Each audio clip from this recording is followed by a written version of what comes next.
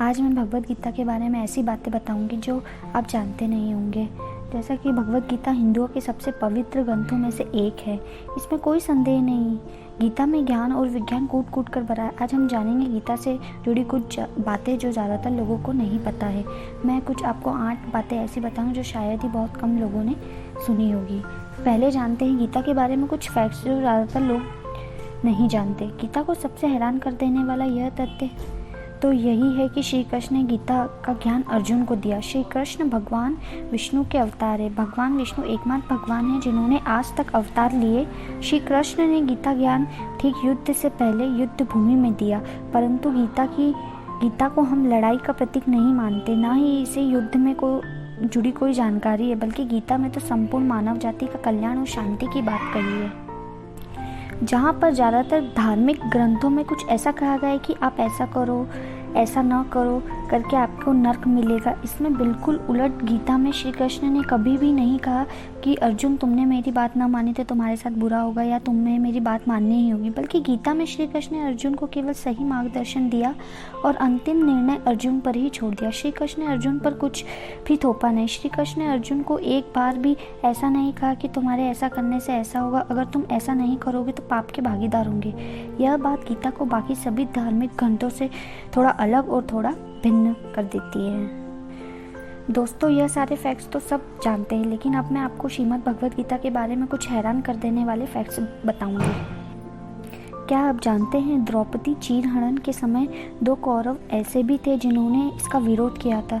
युयुत्सु और विकर्ण नामक 2 कौरव भाइयों ने सभी में द्रौपदी की प्रार्थना को समर्थन किया था। महाभारत युद्ध के समय उन्होंने कौरवों का साथ छोड़कर पांडवों की तरफ से युद्ध किया था।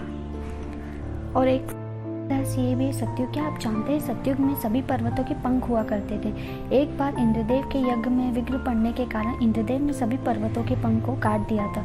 श्री हनुमान जी के पिता वायुदेव ने पर्वतों के राजा मैनाक की रक्षा की थी। यही मैनाक पर्वत आखिरी पंखधारी पर्वत है। समुद्र लांघ कर जब हनुमान जी लंका जा रहे थे तब इन्हीं मैनाक पर्वत ने हनुमान जी के विश्राम करने की विनती की थी। जैसा कि आप जानते ही हैं, द्रौपदी चीरहरण के समय उनकी साड़ी श्री कृष्ण ने बढ़ा दी थी। यह सबको पता है, लेकिन इसके पीछे की पूरी कहानी बहुत कम लोग जानते हैं। जब श्री कृष्ण ने शिशुपाल का वध अपने सुदर्शन चक्र से किया था तब उनकी उंगली थोड़ी सी कट गई थी। उस समय द्रौपदी ने अपनी साड़ी का पल्ला फाड़कर श्री कृष्ण की उंगली पर बांध दिया था। तब श्री कृष्ण ने उनसे कहा था कि द्रौपदी, मैं तुम्हारे एक एक सूत का कर्ज उतारूंगा। क्या आप जानते हैं ब्रजवासियों ने श्री कृष्ण द्वारा गोवर्धन पर्वत धारण करते समय 7 दिन और 8 पहर भोजन के हिसाब से 56 प्रकार के भोजन तैयार कर भगवान के प्रति अपने प्रेम को दर्शाया, और तभी से लेकर आज तक भक्तजन भगवान श्री कृष्ण को 56 भोग का प्रसाद बड़ी श्रद्धा से अर्पित करते हैं। भगवान विष्णु ने नरसिंह रूप में भक्त प्रहलाद की रक्षा की थी। पाकिस्तान के मुल्तान में आज भी भक्त प्रहलाद से जुड़े इस प्रहलादपुरी मंदिर के भाग्यावशेष मौजूद हैं। यहाँ वह खंबा भी मौजूद है जिसे भक्त प्रहलाद को बांधा गया था। इस मंदिर के चंद अवशेष अभी भी मुल्तान में मौजूद है और वहाँ के अल्पसंख्यक हिंदू होली के उत्सव में को यहाँ मानते हैं। और क्या आप जानते हैं हिंदू धर्म में ऐसी मान्यता है कि बालों में हमारी याददाश्त और यादें सुरक्षित रहती है। इसलिए ऐसा माना जाता है कि जन्म के समय के बालों के पिछले जन्म की यादें सुरक्षित है और इन्हें हटाने के लिए बच्चों के सिर के सभी बाल उतारकर उसकी सभी यादें मिटा दी जाती हैं।